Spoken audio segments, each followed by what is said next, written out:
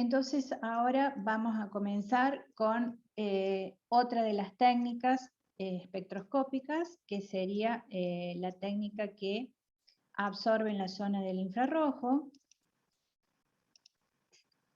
Como ya habíamos visto anteriormente en la clase de introducción a espectroscopía, tenemos el espectro electromagnético, y dentro del espectro, dependiendo la subclasificación de la radiación entre distintos valores o rangos de valores de longitud de onda y lo correspondiente a energía, a esos rangos de longitud de onda, y recordando que era inversamente proporcional la longitud de onda a la energía involucrada en esa longitud de onda, veíamos, como observamos acá, distintos tipos de radiaciones con distintos tipos de denominación, y que comprendida en rangos de longitud de onda y sus equivalentes niveles energéticos, y el tipo de interacción que ocasiona un haz de cada una de estas franjas energéticas sobre los materiales que estamos estudiando. En la técnica de hoy estamos en el caso de la radiación infrarroja, y habíamos mencionado anteriormente, y lo volvemos a reiterar en esta oportunidad, que el tipo de interacción que ocurre de esta franja energética de la radiación con la materia es un tipo de interacción a nivel molecular, y tiene una energía inferior a la técnica que vimos las semanas anteriores, inferior al ultravioleta y al visible. Por lo tanto, la interacción que se va a producir con la materia en estudio no va a ser particularmente de tipo electrónica, como era la la técnica de ultravioleta visible, sino que es más bien de tipo vibracional y rotacional. A su vez, dentro de estos dos tipos de interacciones entre las vibracionales y rotacionales a nivel molecular, la rotacional tiene menor o involucra menor energía que la vibracional, pero ambas se dan dentro de la zona del infrarrojo. El infrarrojo la radiación infrarroja se puede a su vez transcurre aproximadamente entre este rango de longitudes de onda. Siempre recordamos y tenemos presente este tipo de vinculación entre energía o frecuencia y longitud de onda, ¿no es cierto? Acá lo vemos. Y la radiación infrarroja, a los niveles de estudio, se puede subdividir en tres franjas a su vez. Tenemos infrarrojo cercano, infrarrojo medio e infrarrojo lejano. Dentro de estas tres subdivisiones vamos a tomar especial atención a esta que dice medio, que transcurre en valores de 4000 a 400 números de onda. Esta unidad que vamos a ver con frecuencia en esta técnica está relacionada con el número de onda, que sería la inversa también de longitud de onda, y el número de onda, así lo podemos visualizar, relacionado directamente proporcional a la energía y a la frecuencia. Entonces, si hablamos de mayor número de onda, mayor frecuencia, mayor energía, estamos diciendo en esos casos menores valores de longitud de onda. Entonces, para fines analíticos, vamos a ver entonces el infrarrojo medio, que va a estar comprendido entre estos valores de número de onda, y ahora lo vamos a ver también en esta clase en los espectros a donde estaríamos leyendo eso.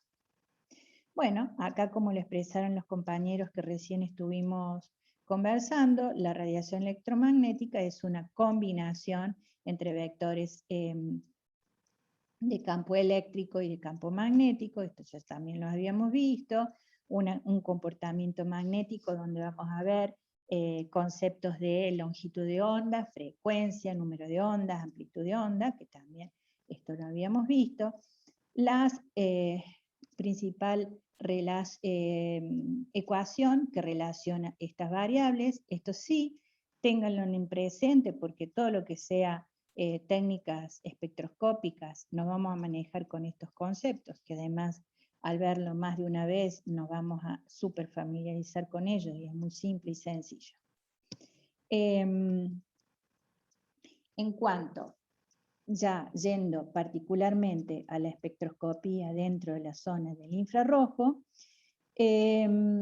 vamos a decir que para que una molécula absorba energía dentro del rango del infrarrojo, se tiene que dar un requisito que es indispensable, y es que la molécula tenga un momento dipolar determinado, y que al ser irradiada por la energía infrarroja, genere un cambio neto en el momento dipolar propiamente dicho de la molécula.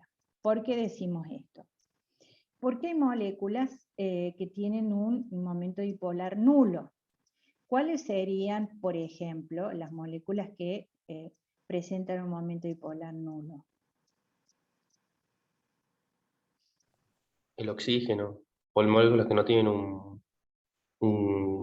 o sea, una diferencia como visible de electrones distribuidos. Exacto, esas moléculas que vos acabas de mencionar, se las denomina moléculas homonucleares, es decir, que tenemos básicamente esa molécula, el oxígeno, son dos átomos iguales unidos por un enlace, ¿no es cierto? Entonces, al tener dos átomos iguales, tienen una idéntica estructura electrónica, donde el momento dipolar, que sería la diferencia de la carga electrónica de un átomo respecto a la diferencia de la carga electrónica del otro, unidos por el enlace, por ese único enlace, daría nulo porque son los dos átomos iguales. En cambio, las moléculas que tienen un momento dipolar concreto, por ejemplo, yendo a lo más simple y sencillo, sería, por ejemplo, el cloruro de hidrógeno. Ahí tenemos el cloruro y el hidrógeno. Claramente tenemos dos átomos unidos por un enlace, y estos dos átomos tienen una carga electrónica diferente. Entonces, esa molécula tiene un momento dipolar específico que le es característico a ella, ¿no? Entonces, el requisito que para que una molécula absorba tiene que ser, debe presentar un momento dipolar determinado. Es decir, en definitiva, lo que quedan fuera de este ensayo son muy poquitas. Estamos hablando de las homonucleares, nitrógeno, oxígeno, etc. Bien, siguiendo con este concepto, volvemos a decir que las moléculas conformadas por átomos unidas entre sí, estos átomos unidos entre sí por enlace, y al tener estos átomos de distinta configuración electrónica, va a generar entre un átomo y otro átomo unido por ese enlace, no son estáticos y rígidos esas uniones, sino que están en constante movimiento, vibraciones, ¿no? Entonces, para que la molécula, ese movimiento y esa vibración intrínseca que le pertenece a cada molécula, es más, a cada enlace de dos átomos. O sea, una molécula está conformada por infinitos movimientos vibracionales y rotacionales, propios de ella misma, ocasionados por las cargas eléctricas de cada uno de los átomos unidos entre sí por enlaces, y a su vez las características de esos enlaces, que pueden ser enlaces simples, doble, triple. Entonces, eso va generando un movimiento que le es propio a cada molécula. Ese movimiento, vamos a decir, una vibración propia de cada molécula. Cuando es irradiada por un haz de radiación del espectro del infrarrojo, esa molécula va a absorber radiación infrarroja en los rangos en que es irradiada de acuerdo a su propia vibración. Es decir, o a la propia vibración de sus enlaces que la conforman. Entonces, cuando nosotros barremos, decimos así que barremos, es decir, cuando decimos barremos, quiere decir que estamos irradiando una sustancia en estudio dentro de un rango de longitudes de onda de radiación. Dijimos que en la química analítica vamos a utilizar el rango de longitudes de onda del infrarrojo medio. Esto oscila entre aproximadamente 500-600 nanómetros a 4000, o centímetros a la menos 1 mejor. Vamos a hablar. Entonces, si barremos a una sustancia que vamos a estudiar dentro de la zona del infrarrojo, podemos barrer en una determinada franja de longitudes de onda, o la barremos en todo el rango de longitudes de onda o número de onda del infrarrojo medio, que es el infrarrojo que se usa para los estudios analíticos, entre 400-500 a 4000. A eso le llamamos barrer. Entonces, cuando vamos irradiando la sustancia en estudio con cada una de las longitudes de onda del infrarrojo, de este rango que estamos hablando, algunos enlaces vibrarán en sintonía con la longitud de onda con la cual están siendo irradiados y absorberán, en ese caso, radiación. Cuando absorbe radiación, la molécula cambia su estado vibracional a otro estado vibracional distinto a su estado natural, y allí quiere decir entonces que absorbió, y eso es lo que vamos a medir en esta técnica. Vamos a medir cuánta energía absorbe de acuerdo a la energía que está siendo irradiada y de acuerdo a la propia energía intrínseca de la molécula originariamente. Y después, así tal como habíamos visto en la técnica de ultravioleta visible, podemos medir la energía que absorbe o podemos medir la energía que transmite, recordando que la energía que transmite es aquella que no absorbió la molécula. Entonces tenemos una energía incidente, que digamos la energía incidente 100%, que es la que irradia la fuente que será una lámpara que tendrá el equipo y que trabaja dentro de estos rangos de longitudes de onda. Esa energía incidente va a ser la P sub 0, y que tendremos X números de P sub 0 de acuerdo a la longitud de onda de la radiación incidente. La molécula absorbe, podemos medir lo que absorbe, y lo que no absorbe lo transmite, que podremos medir lo que transmite. Y lo que transmite llega ¿a dónde, chicos? El detector. Al detector, perfecto. Y el detector, No, eso que explicó usted recién sería la absorbancia y la transmitancia, ¿cierto? Una es la transmitancia y otra es la absorbancia. Claro. Así, digamos, los conceptos básicos de esta técnica, como ustedes verán, son muy similares a los que vimos las 2 semanas anteriores, ¿no? Entonces, en los equipos de instrumentales, y particularmente los espectroscópicos, siempre vamos a tener presente que tenemos una fuente que irradia la energía inicial, ¿no? La energía dentro del rango que estamos estudiando en ese equipo en particular. Después tenemos una etapa en donde estará la muestra dentro de un portamuestra especial, donde se produce la interacción de la energía que incide sobre la muestra y la muestra. Entonces allí la muestra absorbe, lo que no absorbe lo transmite, y después viene, así muy a grandes rasgos, otro componente que es el detector, como vos bien dijiste. Y el detector, ¿cuál es la función del detector? Detectar esa radiación que la muestra no absorbió, que la transmitió, la toma, la transforma, depende la forma de operar de ese detector, para contarla, cuantificarla. Y de esta manera tenemos cuantificada desde la fuente cuál es la radiación incidente. Sabemos desde la fuente, es un dato que tenemos siempre,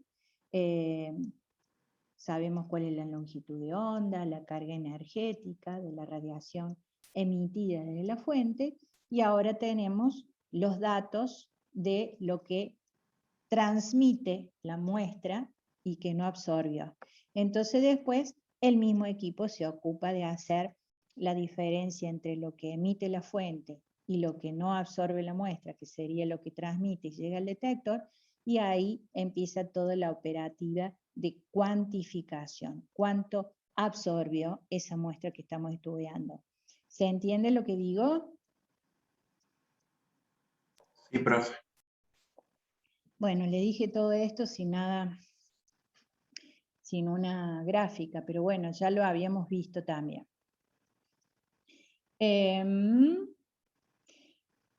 Entonces, a ver, también algo que nosotros conocemos de la vida cotidiana, más o menos, por así decirlo. O sea, esta zona energética del espectro, cuando hablamos del infrarrojo, cuando la molécula absorbe, lo podemos decir que adquiere mayor temperatura.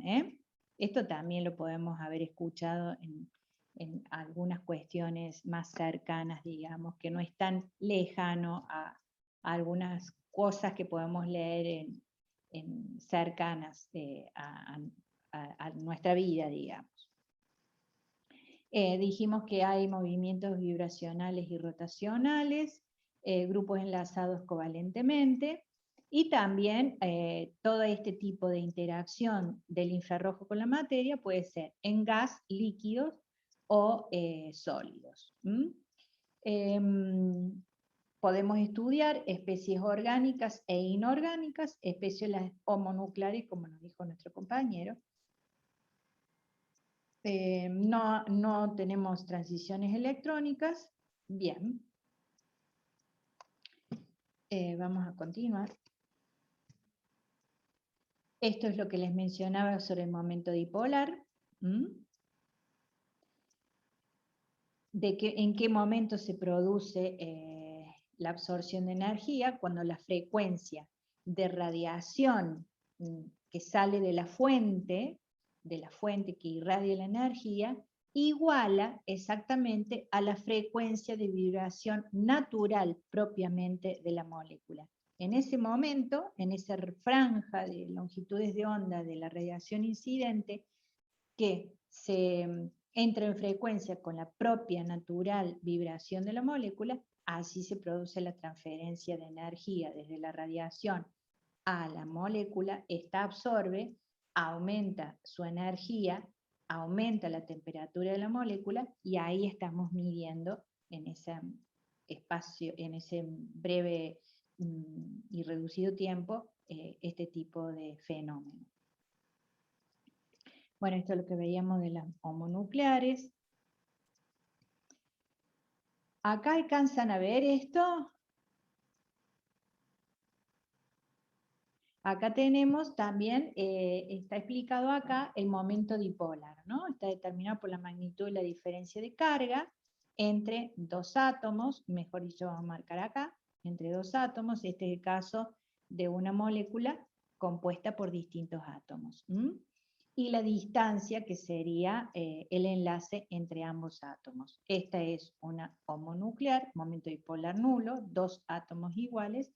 Esta es otro ejemplo, podríamos decir que cloruro de hidrógeno, por decirlo. Estas vibraciones que estamos hablando, que se producen en la zona del infrarrojo, podemos mencionar que tenemos básicamente dos tipos de vibraciones fundamentales. Y nos estamos refiriendo, por ejemplo, acá tenemos dos átomos que si bien están dibujados así, parecerían dos átomos iguales, pero bueno, hagamos caso omiso a eso. Pero cuando estamos hablando de vibraciones, estamos hablando, por ejemplo, supongamos que tenemos una molécula diatómica, como en este caso, unida por un enlace. Esto está dibujado como si fuera un resorte, ¿por qué? Porque dijimos que sus estados naturales no son estáticos rígidos, ¿no?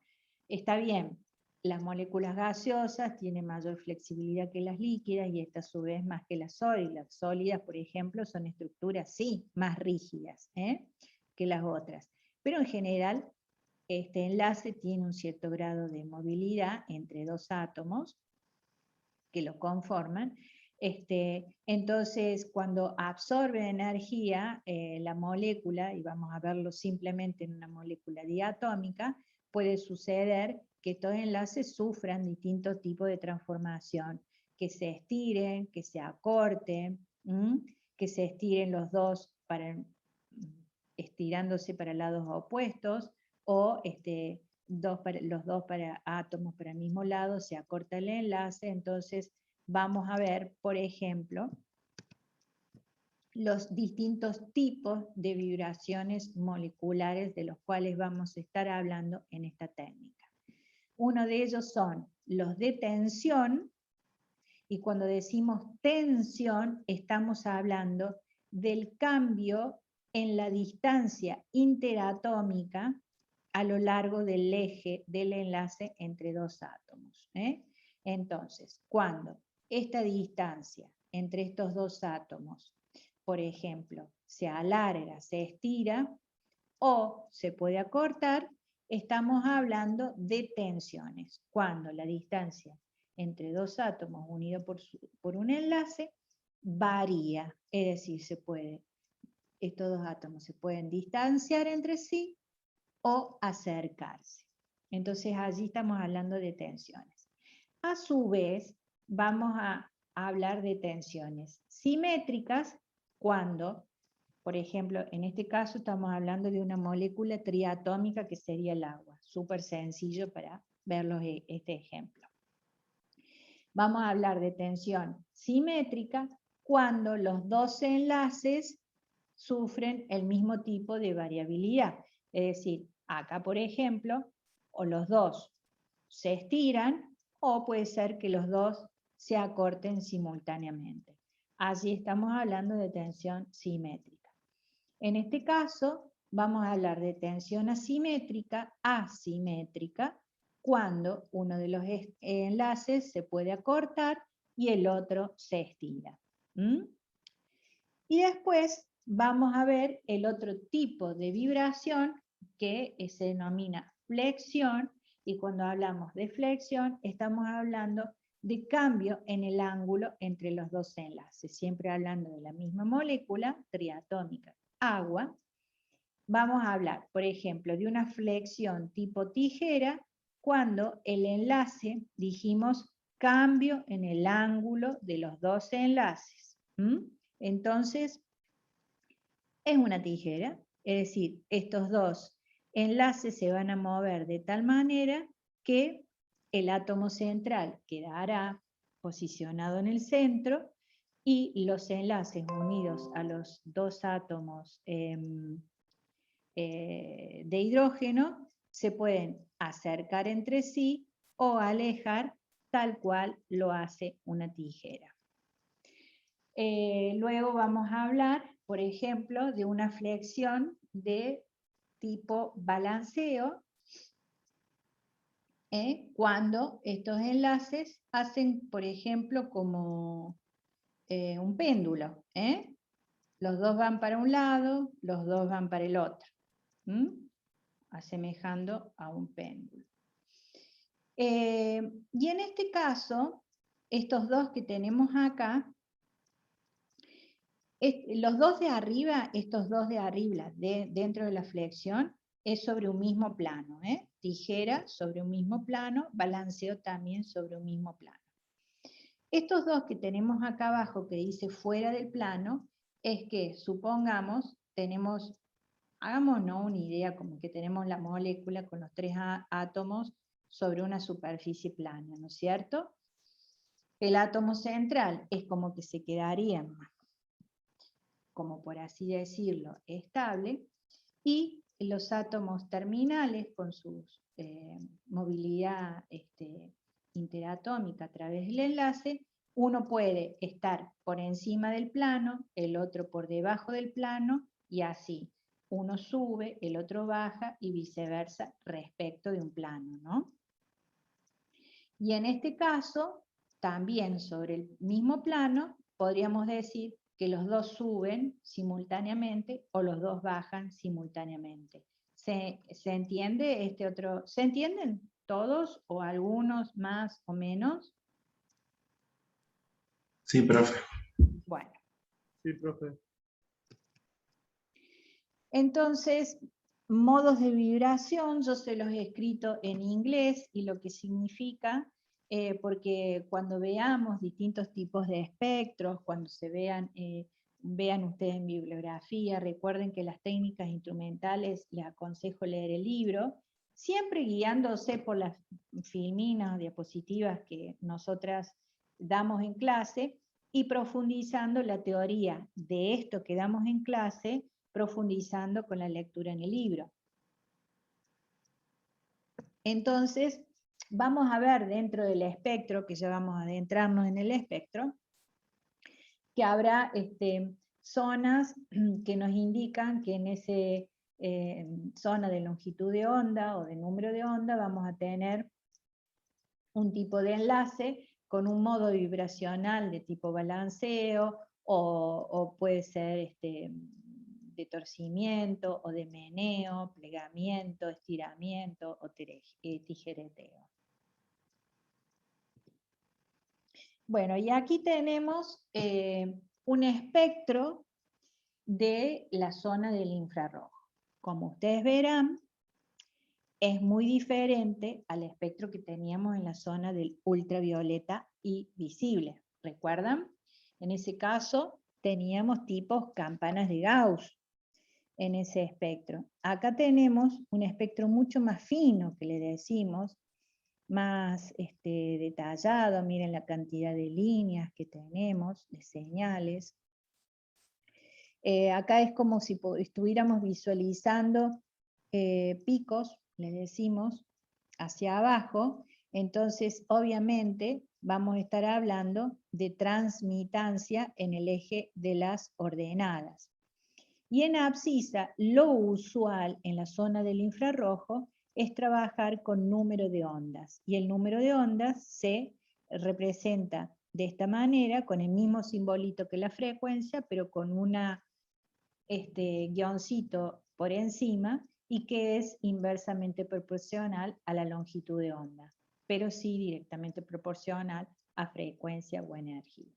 El número de onda, la unidad del número de onda, generalmente se representa por centímetro a la -1, y entonces tendremos en abscisa número de ondas. Entonces, a mayor número de ondas, mire, acá está el espectro del infrarrojo medio, que es el que dijimos que se utiliza para la química analítica instrumental, entre 500 a 4000 número de ondas. Y como les dije, tenemos muchas líneas finas. Cada una de estas líneas, cada una de estas señales indica un único tipo de vibración característico de un tipo de enlace dentro de la molécula. Es más, a veces un mismo enlace dentro de la molécula puede a su vez tener más de un tipo de vibración. Bien, y por supuesto que también esto es una generalidad muy amplia, que esto también, cada una de estos tipos de vibraciones van a vibrar, por ejemplo, entre una unión entre hidrógeno y oxígeno, o entre carbono e hidrógeno, simple enlace, doble enlace, triple enlace, va a vibrar en distintos valores de energía.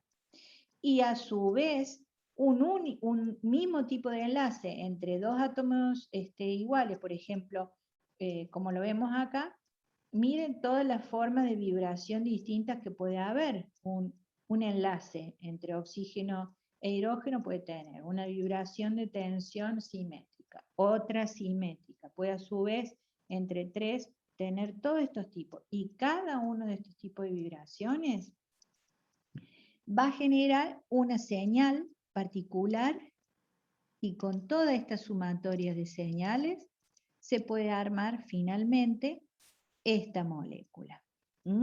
Entonces es un estudio hiper fino que, a ver, digamos, en sus comienzos esta técnica permitió identificar de manera manual, por ejemplo, con todas estas líneas y estas señales en distintos valores de número de ondas, armar como un rompecabezas y llegar a una aproximación, con suerte, con la fórmula propiamente dicha de la molécula estudiada, ¿no? Hoy por hoy los equipos tienen base de datos, por supuesto, y está de más decirle que cada molécula tiene su propio espectro y que le pertenece a esa molécula. Más allá de que esa molécula, o ese espectro, mejor dicho, va a estar conformado con líneas que, por supuesto, como ya les dije, cada una de esas líneas tiene que ver con un enlace particular, y que sin lugar a dudas vamos a tener esos enlaces particulares, carbono, hidrógeno, oxígeno, hidrógeno, lo que sea, común a infinitas moléculas. Pero la unión de todos esos átomos en una única molécula es propio de un espectro particular para cada molécula. Entonces de allí que podemos hacer un análisis cualitativo, es decir, tener un espectro y compararlo con un espectro dentro de la base de datos. El equipo antes se hacía manualmente, imagínense el trabajo que era. Hoy por hoy el equipo lo compara con la base de datos y nos puede discernir de qué molécula o compuesto se trata, o puede tratarse también de una mezcla de compuestos, ¿no? Y también las ordenadas mediante la ley de Lambert-Beer, de la misma manera que en las técnicas que vimos anteriormente, ultravioleta visible, nos va a permitir cuantificar cuánta energía transmite mi molécula, y de esa manera sabremos cuánto absorbió.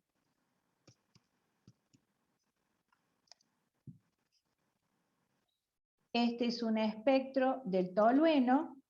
Bueno, fíjense que es un espectro más limpio, más simple, más sencillo que el caso anterior, teniendo en cuenta la molécula más compleja que tenemos en este ejemplo respecto del tolueno, ¿no? A medida que tengamos moléculas más simples, tendremos un espectro más limpio, más sencillo, y cuando las moléculas se complejizan, ya sea en números de átomos y en tipo de enlace, el espectro también se complejiza.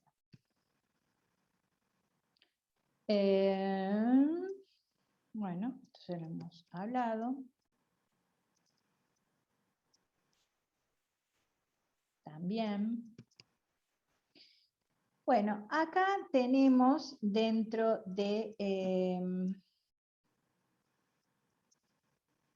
del espectro infrarrojo medio, como dijimos, entre 400, 500 o 600 centímetros menos 1 a 4000, tenemos zonas demarcadas, como ustedes verán, en distintos colores, que nos están indicando que dentro de estos rangos de números de onda tenemos zonas vibracionales características para determinados tipos de enlaces. Por ejemplo, entre 2000 aproximadamente, vamos a hablar de aproximación, entre 2700 y 3500 tenemos zonas de vibraciones de enlaces simples, nitrógeno-hidrógeno, oxígeno-hidrógeno, carbono-hidrógeno. Entre 2000 y 2500, un poco menos, tenemos zonas de vibraciones de triples enlaces, entre ellos carbono-carbono, carbono-nitrógeno. Entre 1600 y 1800, zona de vibración de dobles enlaces, familias de dobles enlaces de carbono-carbono, carbono-oxígeno, carbono-nitrógeno. Y esta gran zona, la zona rosada, de mayor amplitud de número de onda, es a lo que le llamamos región de la huella dactilar, donde preferentemente tenemos enlace carbono-carbono, carbono-oxígeno, carbono-nitrógeno, y se llama huella dactilar porque en esta zona vibra, o mejor dicho, encontramos la vibración del espectro completo de la molécula en cuestión que estamos estudiando, o de la sustancia que estamos estudiando. Completo. No grupos funcionales como cada una de estas franjas que están acá. Acá es la zona de vibración de la molécula completa. Si tenemos una molécula X y de pronto ponemos una molécula muy parecida que cambió un solo enlace, por ejemplo, en lugar de ser carbono-hidrógeno, carbono-carbono, enlace simple, dentro de esa molécula, un único enlace pasó a carbono, doble enlace, carbono, ya me genera un tipo de cambio acá adentro en este espectro, en esta zona, entre 600, vamos a poner entre 500 a 1400. Zona de huella dactilar, ¿qué les indica a ustedes? Que el espectro que veamos en ese rango de número de ondas es el espectro propiamente dicho de la molécula completa y que es la identificación de esa molécula y que cada molécula tiene su identificación propia, única, que le pertenece a ella y nada más que a ella, y la vemos en ese rango. Por eso le decimos huella dactilar, como cada uno de nosotros tenemos nuestra propia huella que nos pertenece a nosotros y a nadie más. Entonces, ni hablar que lo que podamos ver en esta zona lo vamos a cotejar con base de datos y observar, esto nos aproxima tremendamente a identificar la molécula que estamos estudiando. Bueno, acá está lo que les dije. Este es el análisis cualitativo que les acabo de mencionar.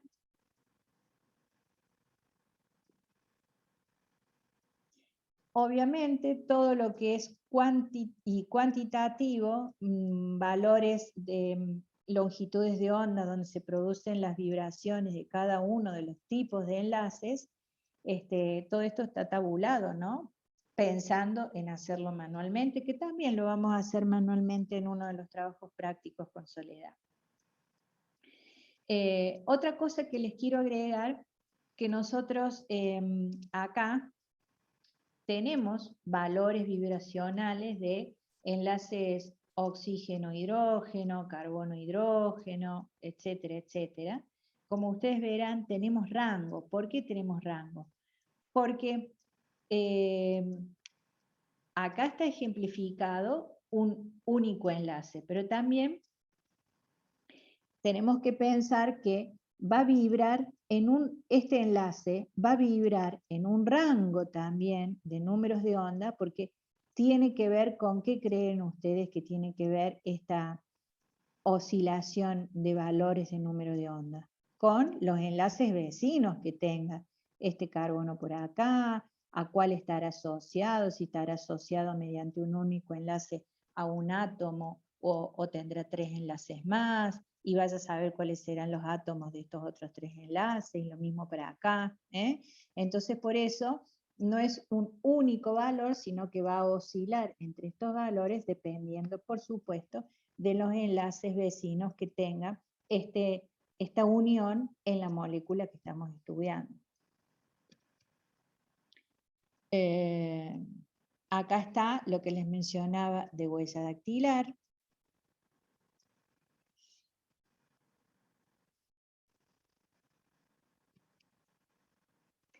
Y les dije que esta técnica es cualitativa, cuantitativa, y se pueden estudiar gases, líquidos y sólidos. Los portamuestras, que van a ser los que van a contener las muestras que vamos a utilizar, también van a tener que reunir los requisitos que requerían los portamuestras para las técnicas que vimos ultravioleta visible. Es decir, los materiales de las cubetas, celdas o portamuestras que contengan las sustancias en estudio tendrán que ser o estar constituidos o ser de un material ¿de qué tipo? Que reúna qué requisito.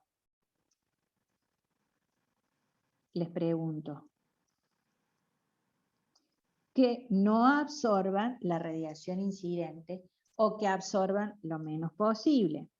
Igualmente, los equipos van a estar preparados, y ya lo vamos a ver, que inclusive lo hemos visto también, con algún tipo de método que nos permita restar, en el caso que sea necesario,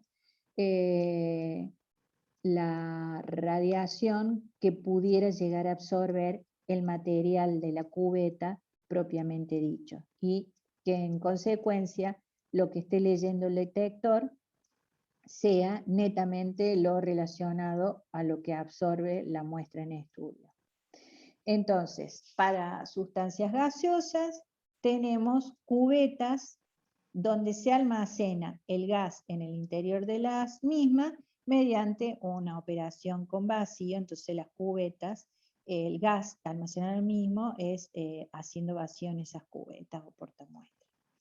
En el tema de los líquidos, las sustancias dentro de los métodos más utilizados, que son los que vamos a ver en el práctico nosotros, podemos estar hablando de colocar una gotita de la sustancia en estudio entre dos plaquitas de un material que se llama sal de roca. Estas dos plaquitas ponemos sobre una de ellas una gotita y con la otra plaquita, podríamos decir, sobre esa gotita, como si hiciéramos un sándwich, por ejemplo. Y eso va al equipo, en el equipo donde va a ser atravesado por la radiación proveniente de la fuente. Y allí se producirá interacción de tipo vibracional, donde la materia absorberá y lo que no absorbe lo transmite. También ese es un método. Y también otro método que lo vamos a ver si hacemos el trabajo de laboratorio,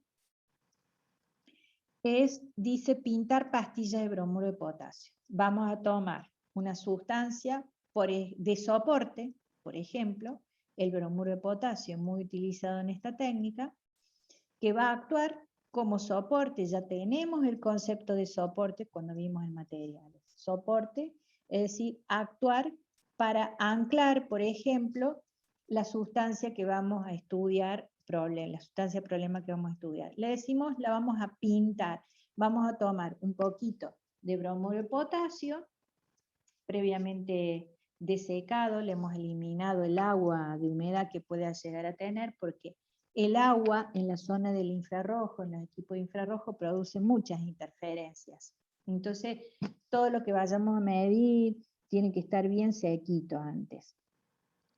Hacemos una pastillita con este bromuro de potasio en una prensa hidráulica, una pastilla de muy poquitos miligramos, 10 miligramos, una pastillita que tiene que quedar muy, muy finita.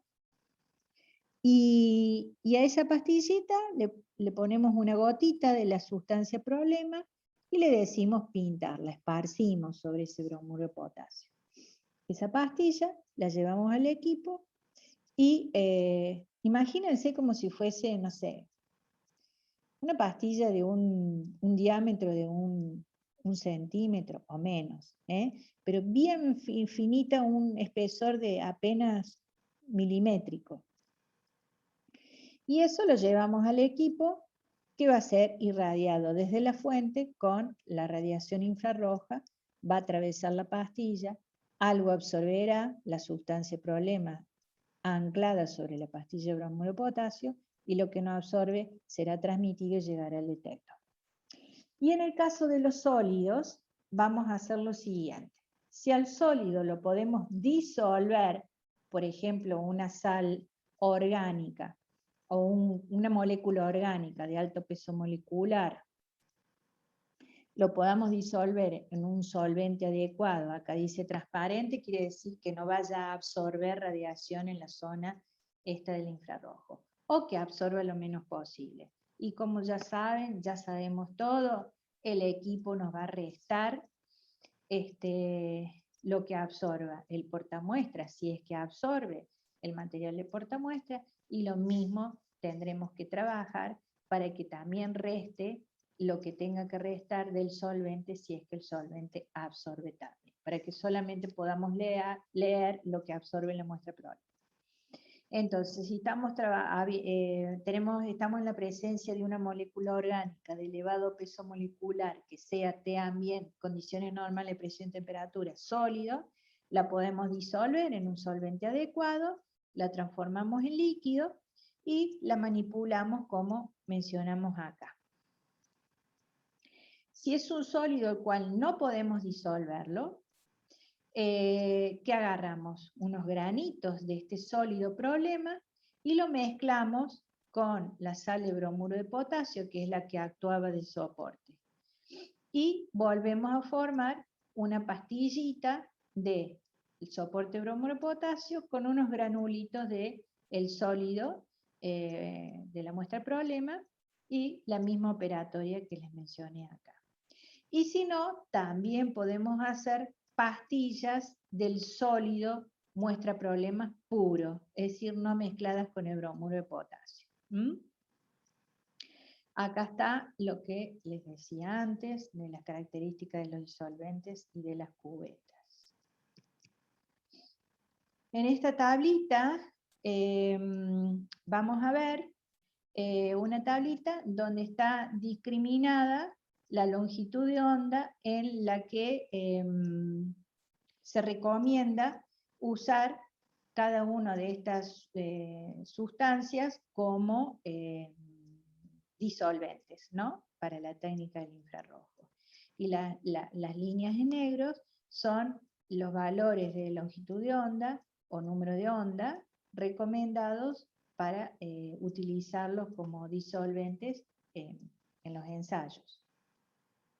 Esto a modo informativo, como para que tengan idea, por ejemplo, cuáles son las moléculas que se utilizan más comúnmente como disolventes en la técnica de infrarrojo. Acá, por ejemplo, estas son las celdas, o un tipo de celda para almacenar gases. Fíjense la variabilidad de tamaños que tenemos.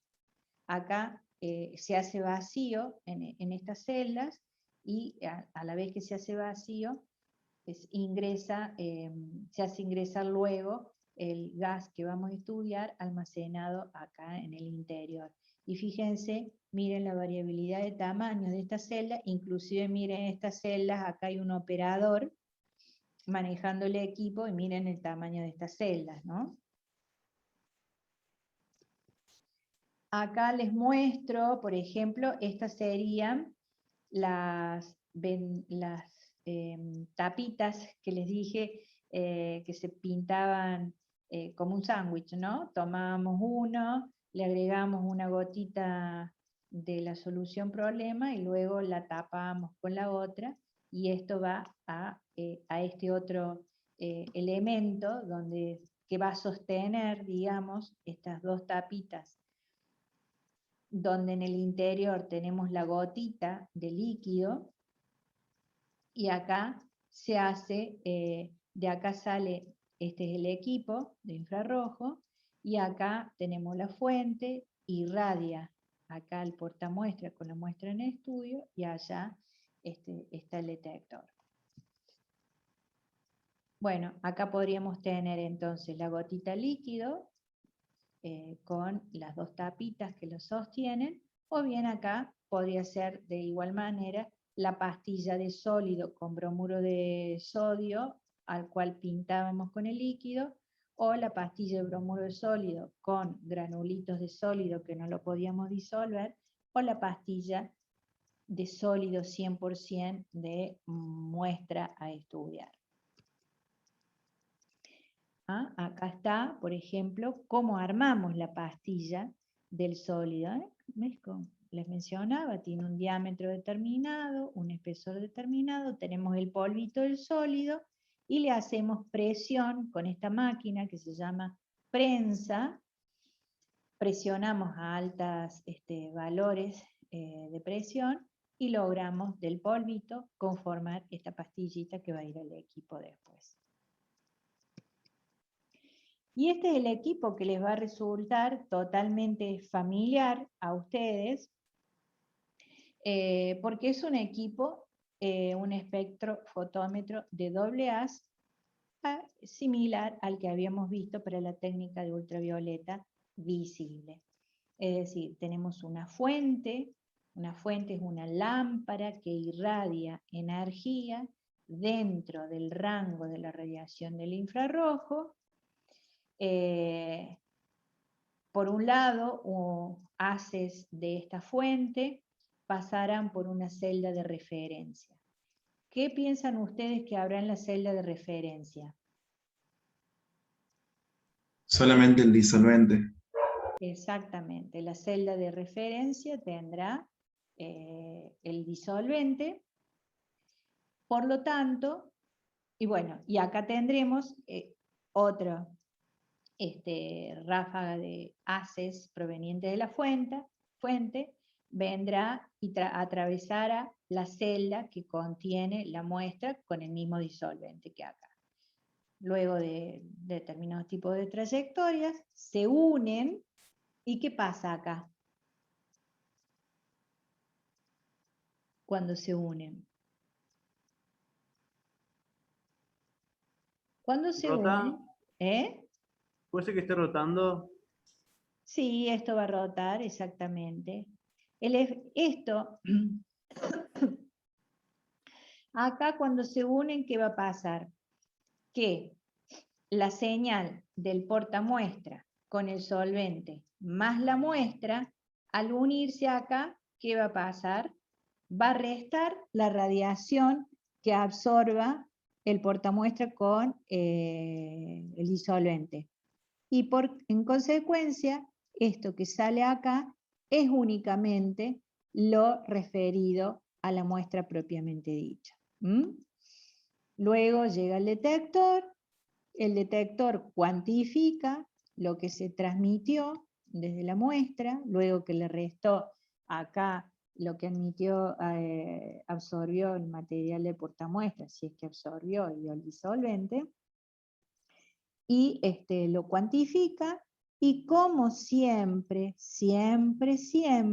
después del detector, tenemos un aparatito, un módulo, al que le denominamos registrador, y es el que va a dibujar, nos va a permitir a nosotros que leamos y visualicemos lo que el detector ha cuantificado. Y es lo que nos va a ayudar a nosotros a identificar lo que queremos identificar, ya sea cuantificar energía, cuantificar presencia de una sustancia, mezclas de sustancias, pureza de las sustancias, presencia de impurezas, etc. ¿Esto se entiende? Sí, Profe, profe. ¿cómo resta a través de interferencia o de qué forma resta la interacción con el celda de referencia? Es un programita matemático que tiene. Hace lo que le llama deconvolución, es decir, por ejemplo, esto dijimos que es propiamente dicho de la muestra problema. Antes de llegar a esto, tenemos otro gráfico, seguramente, donde vamos a tener señales referidas también, aparte de la muestra, señales referidas al portamuestra o al solvente. Entonces, mediante una funcionalidad matemática que se llama deconvolución, resta las señales debidas a todo lo que tenemos en la referencia respecto a todo lo que tenemos acá, que está incluido lo de referencia acá también, y es una función matemática. Todos estos equipos están comandados por funciones matemáticas, ¿no? Bueno, este es el análisis cuantitativo, la ley de Lambert-Beer, que ya la conocemos y la hemos visto, y la vamos a seguir viendo y repasando también en esta técnica. Con Sole irán a hacer algún ensayo también, no es que irán a hacer, van a hacer ya sea mañana van a hacer alguna resolución, y esperemos poder hacer también el trabajo práctico laboratorio en el CITECU.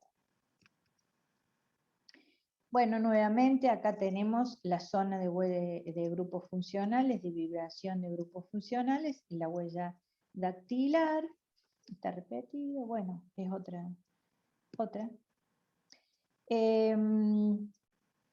En general, yo les había dicho que todas las sustancias que absorben en el infrarrojo, todas menos las homonucleares, van a tener su propio espectro infrarrojo que les va a ser único, ¿no es cierto?, propio de cada una de ellas, salvo los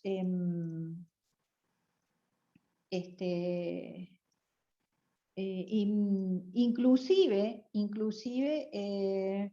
a ver, espectro disolvente ciclohexano. Miren, acá tenemos, fíjense, cuán fino que es el estudio del infrarrojo, que por ejemplo, en esta figura que tenemos espectros de isómeros, utilizamos ciclohexano como disolvente. Acá tenemos el espectro de infrarrojo del disolvente. Miren, esto es del disolvente propiamente dicho. Y acá tenemos el ortosileno, el metasileno, el parasileno y el etilbenceno. Todas moléculas con el mismo tipo de átomos y número de átomos. Carbono, hidrógeno. Ven que todas tienen como una ligera inclinación, la línea así como que van, si la estamos mirando de frente, empiezan en el costado izquierdo y van disminuyendo hacia el derecho. Bueno, esto es porque el disolvente tiene este camino. Entonces, después, cuando vamos a cuantificar, restamos esta energía relacionada al disolvente. Y miren ustedes cómo se diferencia, y eso que estamos hablando de moléculas que si bien son isómeros, pero tienen los mismos números de átomos, los mismos átomos y números de átomos, miren cómo se pueden diferenciar, ¿no? Lo que es capaz la técnica. ¿Qué más? Vamos a ver. Acá tenemos un hidrocarburo alifático típico, tenemos el N-octano. Miren, acá esta señal es la señal de vibración del carbono hidrógeno 2, rocking, habíamos visto, ténganlo presente. Acá rocking balanceo.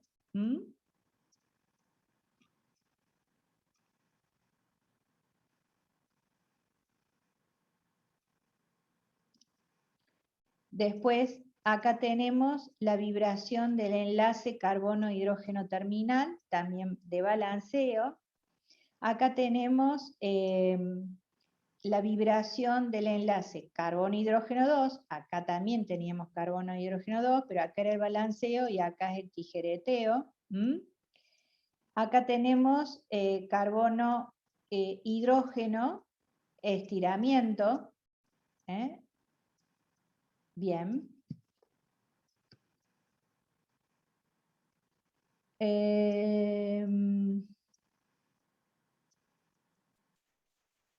Miren, acá vamos a ver la molécula del N-hexano, que es una N-hexano, que es un alifático. Tenemos, esta es la zona de estiramientos carbono-hidrógeno. Acá tenemos,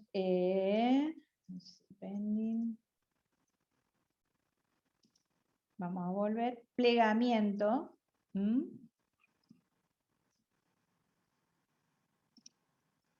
La zona de carbono-hidrógeno, plegamiento. Miren, vamos del N-hexano alifático, vamos al 1-hexeno, simplemente cambiamos un único enlace simple por un doble enlace. Miren la configuración del espectro, lo que cambia, por simplemente cambiar un solo enlace. Pasar de un enlace simple a un enlace doble terminal.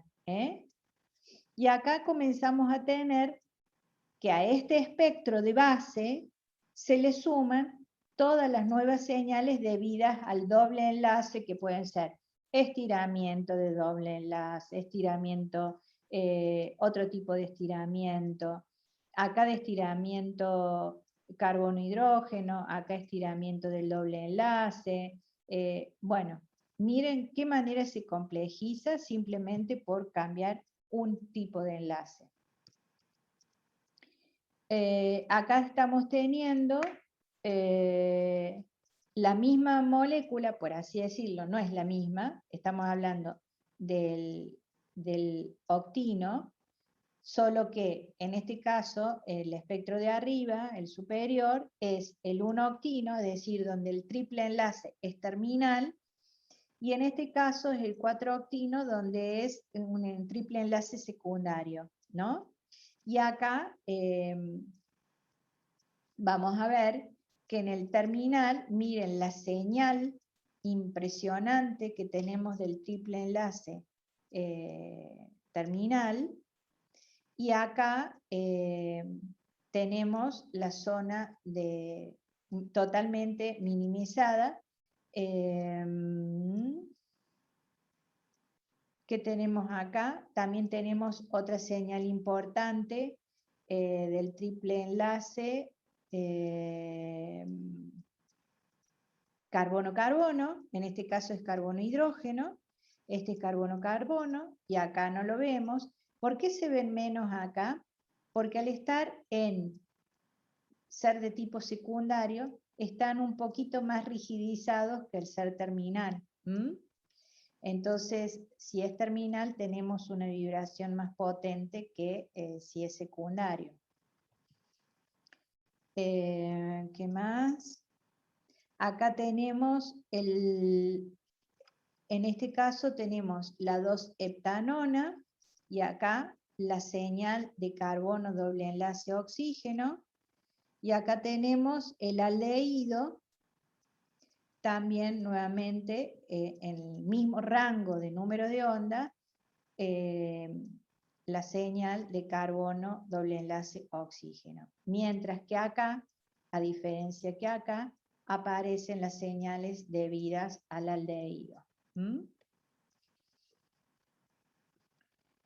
Bien, acá vemos un espectro mucho más limpito, de una molécula mucho más simple y sencilla, como el dióxido de carbono. Y acá vamos a ver, ¿alguien me puede decir la hora, por favor?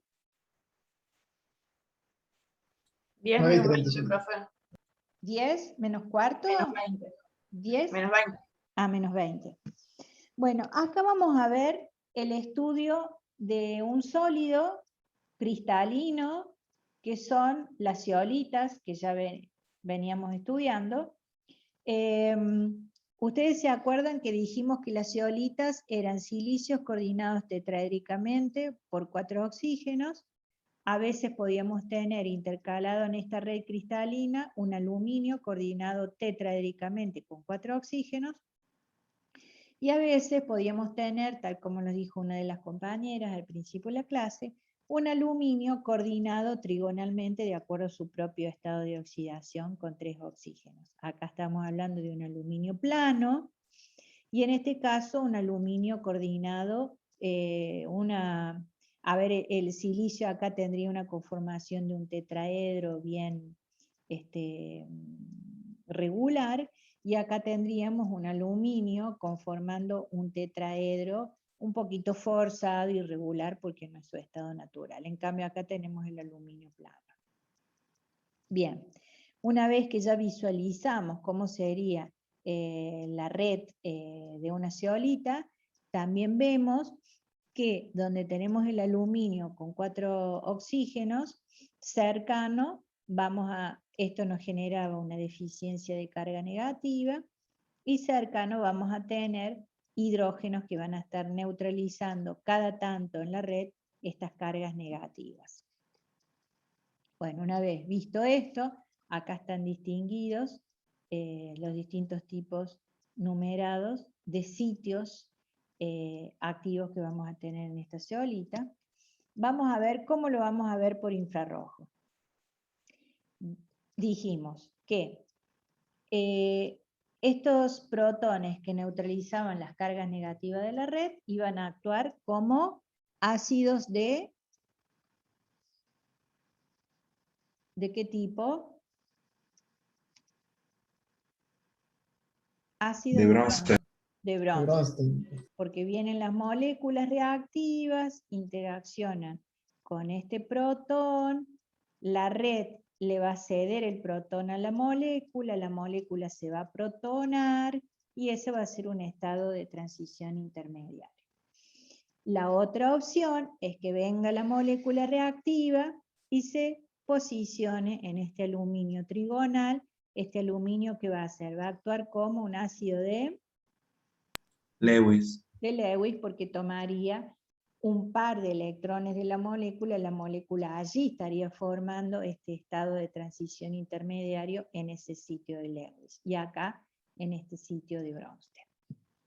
¿Qué vamos a hacer ahora con esta técnica infrarrojo? Vamos a contar cuántos sitios de Bronsted tiene este catalizador y cuántos sitios de Lewis. ¿Cómo lo vamos a hacer? Con un método indirecto. Vamos a utilizar esta molécula que se llama piridina, que es un anillo con un nitrógeno, de nitrógeno un par de electrones libres, y vamos a poner en contacto a nuestro catalizador con la molécula de piridina en determinadas condiciones experimentales, para que esa molécula interactúe con los sitios de Bronsted y con los sitios de Lewis. Va a venir la molécula piridina, y si se encuentra un sitio de Lewis de aluminio de este tipo, ¿cómo va a ser la interacción?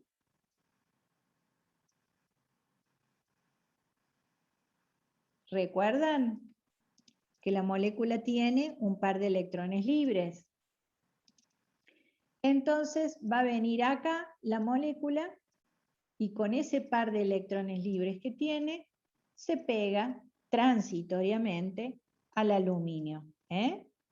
Entonces acá ya me detectó la molécula que hay un sitio de Lewis. Si en el camino que recorre la superficie catalizador se encuentra con un protón de un sitio de Bronsted, ¿qué hace la molécula? Ese protón se va a unir a este par de electrones de manera transitoria y va a protonar a la molécula de piridina. Entonces, cuando sucede eso, acá la molécula de piridina se protona pasa a llamarse en su estado de transición ion piridonio, y me está contando la presencia de un sitio de Bronsted. Entonces, lo que vamos a hacer por infrarrojo es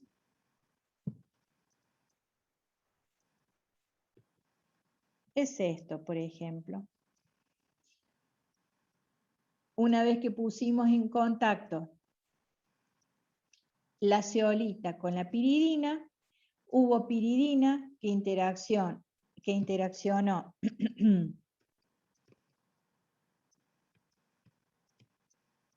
con el sitio de Lewis y tendremos una señal relacionada a sitios de Lewis. Hubo piridina que interaccionó con sitio de Bronsted y en el espectro tendremos piridina interaccionando con sitio de Bronsted. Entonces, este espectro me ve a mí la piridina.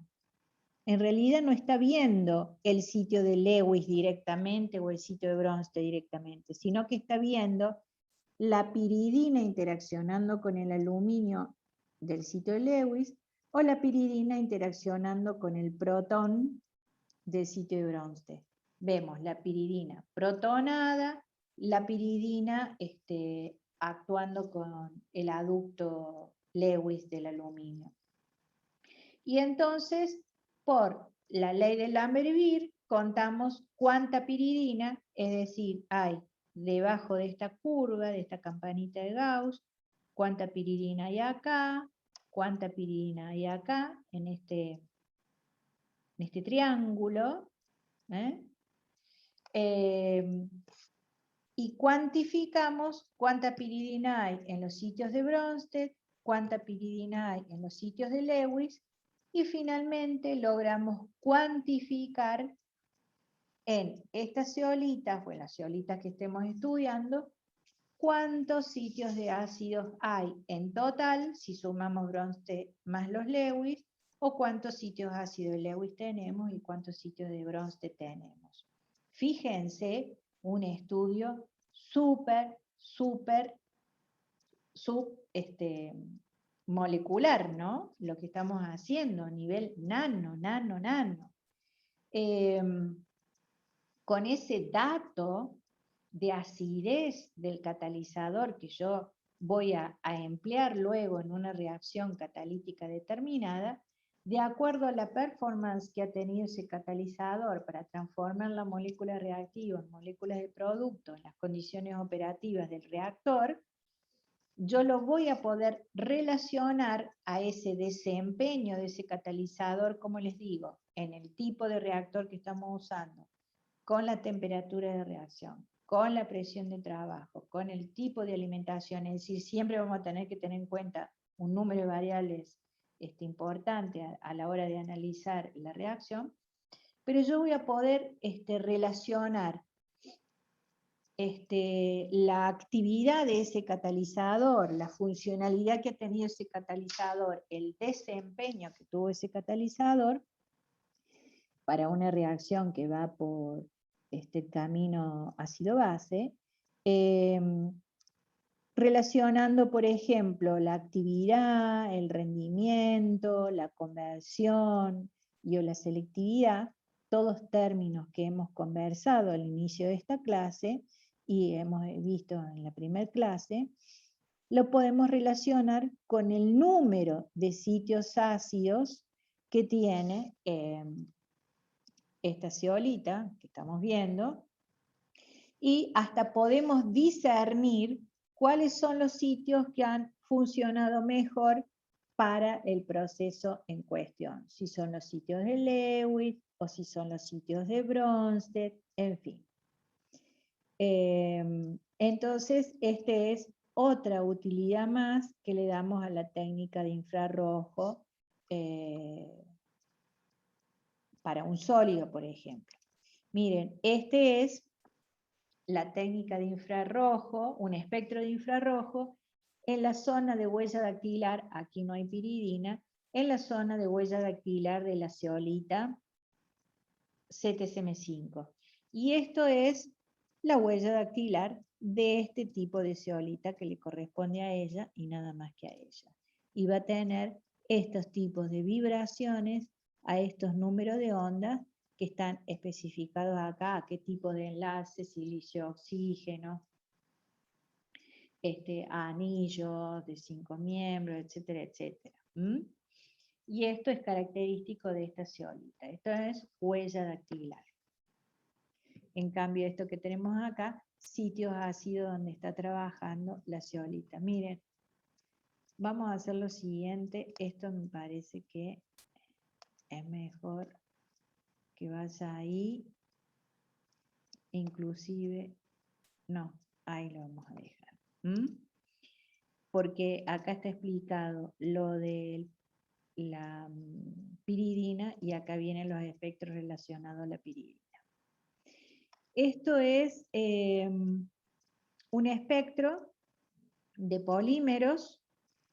En este caso es un polietileno de baja densidad. Y acá, miren, está especificado en la tablita los números de onda en los que aparecen cada una de las señales. Cada una de las señales, a qué se deben, si son tijereteo, balanceo, plegamientos, torsiones, meneos. Acá está todo explicado de cada uno de los tipos de enlaces. Y si a su vez son fuertes, débiles. Toda esta información surge de este dibujo, de esta gráfica. En esto otro tenemos un espectro combinado, por ejemplo, el azul es del polietileno de alta densidad, de baja densidad, el negro es el polietileno de alta densidad, el verde es del polipropileno y el rojo es del copolímero polietileno, polipropileno. ¿Qué verán ustedes en el rojo? En el rojo ven todas las señales, al igual que el verde, debidas del polipropileno, pero además se le suma esta señal que el verde, que es el polipropileno, no la tiene, debida a la presencia del copolímero relacionado a la parte del polietileno. ¿Se entiende? Entonces la roja es un espectro de infrarrojo de una mezcla de dos sustancias distintas. Por eso se llama copolímero del polietileno, que es esta señal es predominante, que la tenemos acá, y el polipropileno, que son las verdes, que son todas estas otras acá. ¿Se entiende? Sí, profe. Bueno. Esta es la tablita correspondiente al espectro que acabamos de ver. Y acá, características particulares de la técnica, que es sencilla, rápida. En general, estos equipos hay que tener un conocimiento de base importante para poder manipular el equipo, pero no es que sea imposible hacerlo, ¿no? Manipularlo, interpretarlo, entenderlo, manejarlo.